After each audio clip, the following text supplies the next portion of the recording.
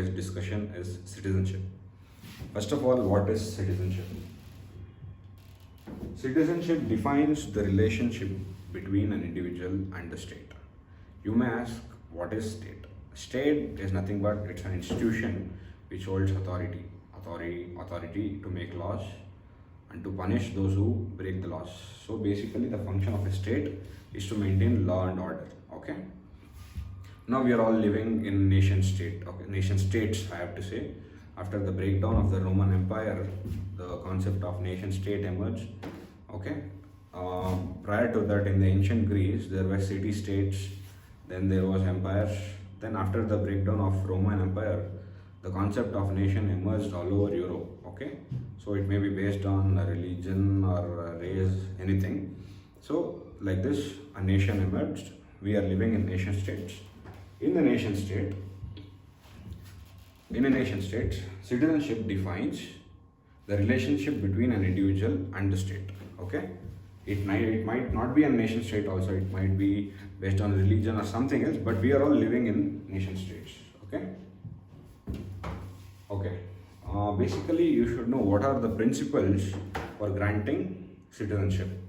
The first principle is just solely.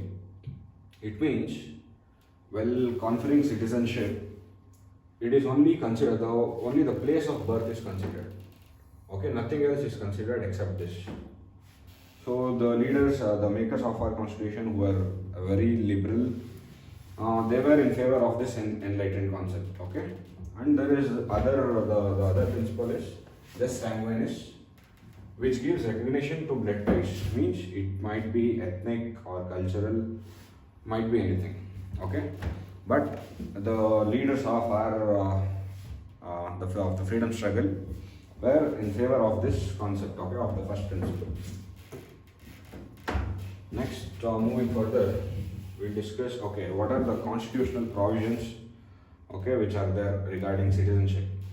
The 7th schedule of the Indian Constitution has divided the legislative powers among 3 different lists.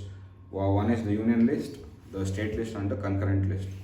Here, citizenship is listed in the union list. Okay, so the exclusive jurisdiction regarding citizenship can only be done in Parliament. Okay, and the Constitution does not define the term citizen, but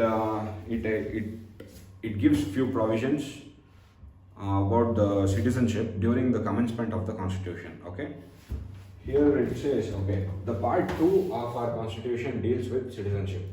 In the part 2, Article 5 to 11 deals with the conferring citizenship. Okay. Here, I think there is no need to explain all the articles deeply, but you should know what are the provisions in the Constitution.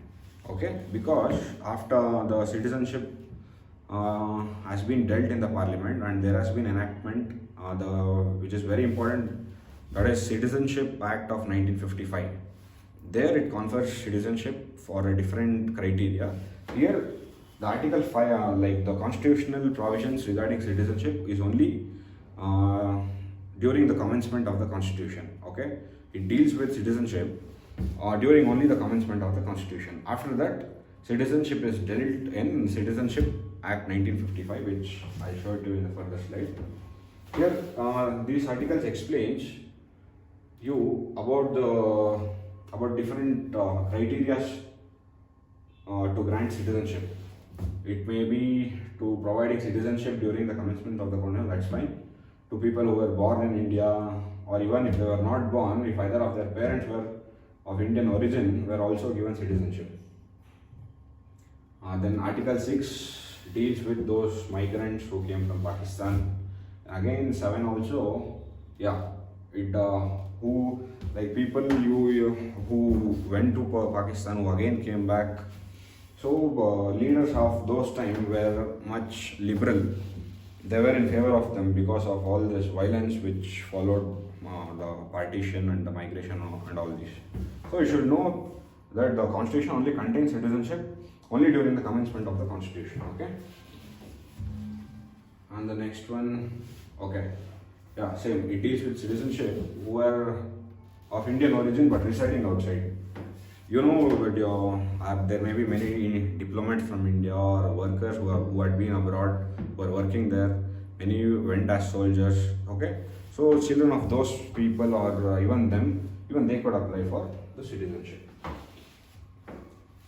Okay, Article 9 says, if any person voluntarily acquired the citizenship of a foreign state, he will no longer be a citizen of India. It means the constitution says there will be only single citizenship.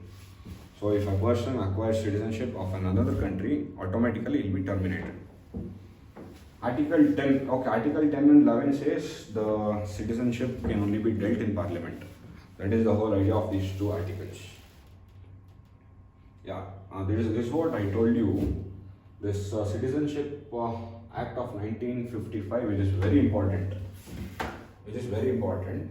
Because it provides for the acquisition and determination of Indian citizenship after, which are not there in the constitution. It deals with citizenship after the commencement of the constitution. Here, there are 4 ways in which Indian citizenship can be determined. One is by birth.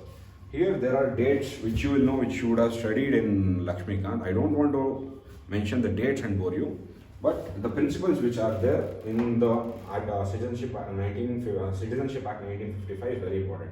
There are 4 ways. One is by birth, your citizenship will be determined. Okay. Then again through descent. It means even if you are not born in India, but if either of your parents were of Indian origin, or if they were born in India, you will be granted citizenship. Then again you can take the citizenship through registration.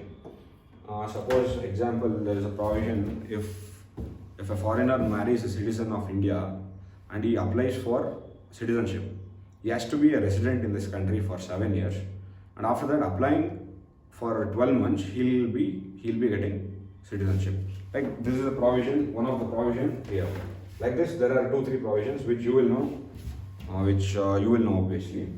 Then again, the 4th criteria is naturalization. Okay. Even here there are 3 to 4 criteria. The central government can naturalize a person. He can naturalize and give citizenship to those who apply. Like for example, there is a criteria for diplomats who have worked here, or those who have acquired great knowledge in the languages which are mentioned in the 8th schedule. Okay, to such persons citizenship is granted. Then, okay, which are the ways to renounce citizenship in India? First one is voluntary renunciation. It means voluntarily you can give up citizenship. Then again, the second one is through termination. Okay, as I told earlier, the Constitution of India only provides for single citizenship. Okay, it means the person cannot be a citizen for two countries. He has to be a citizenship. He has to have his citizenship only in India. It clearly states, if a person takes the citizenship of another country, then his Indian citizenship ends automatically. Okay, so if a person acquires citizenship of say USA or Canada or any other country, his citizenship in India will be terminated or ended. Okay, deprivation by, it is deprived by the government itself. Who are those? The citizen who has disrespected the constitution or obtained citizenship by fraud, or he has been involved unlawfully or communicated with the enemy during a war, or within 5 years of registration or naturalization, if he has been sentenced of 2 years of imprisonment, he will be terminated. Okay, or a person living outside India for 7 years continuously, who is living outside India 7 years continuously. Okay, these are few important things about citizenship which you need to know. Okay.